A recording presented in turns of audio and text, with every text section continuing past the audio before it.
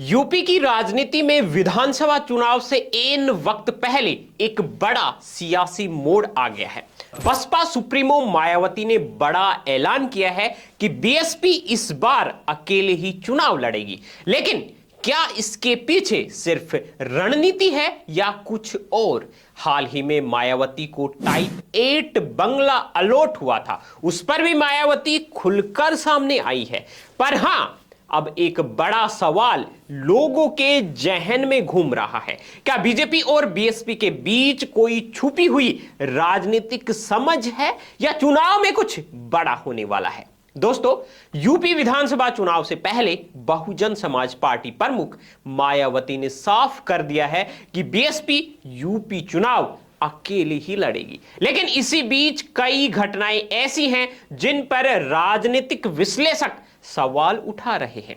पहला मुद्दा है मायावती को टाइप 8 बंगला अलॉटमेंट। राजनीतिक हलकों में इस फैसले को लेकर चर्चा तेज हुई। हालांकि मायावती ने सार्वजनिक रूप से अपनी राजनीतिक लाइन को स्वतंत्र बताया है।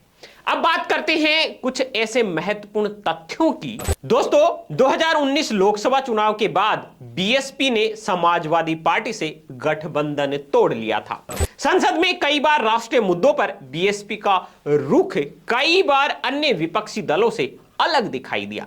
मायावती के भतीजे आकाश आनंद ने 2023-24 के दौरान कई सार्वजनिक सभाओं में बीजेपी पर तीखे बयान दिए थे।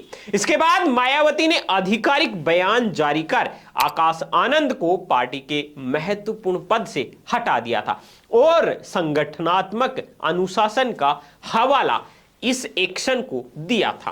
राजनीतिक विश्लेषकों ने उस फैसले को बीएसपी की रणनीतिक दिशा से जोड़कर देखा।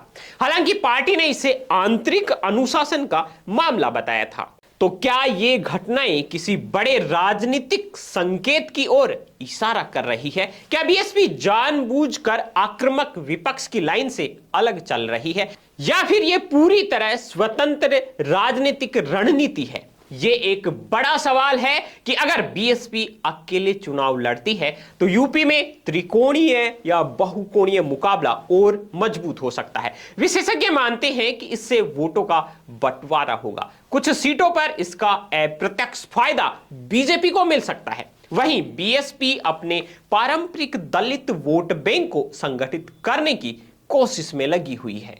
साथ ही कुछ घटनाएं इस बार के चुनाव को और रोमांचित बनाने वाली है, जैसे टाइप 8 बंगला अलॉटमेंट, आकाश आनंद वाला प्रकरण, अकेले चुनाव लड़ने का फैसला।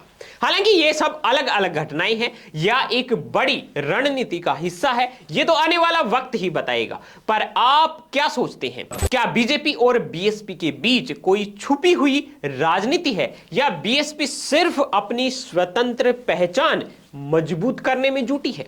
कमेंट में आप हमें यह जरूर बताइए, क्योंकि यूपी की सियासत में खेल अभी बाकी है। दिन भर की टॉप ट्रेंडिंग और लेटेस्ट खबरों के लिए आप बीएन हिंदी न्यूज चैनल को अभी सब्सक्राइब कर लीजिए और इस वीडियो को सभी राजनीतिक जानकारों के साथ में शेयर कीजिए।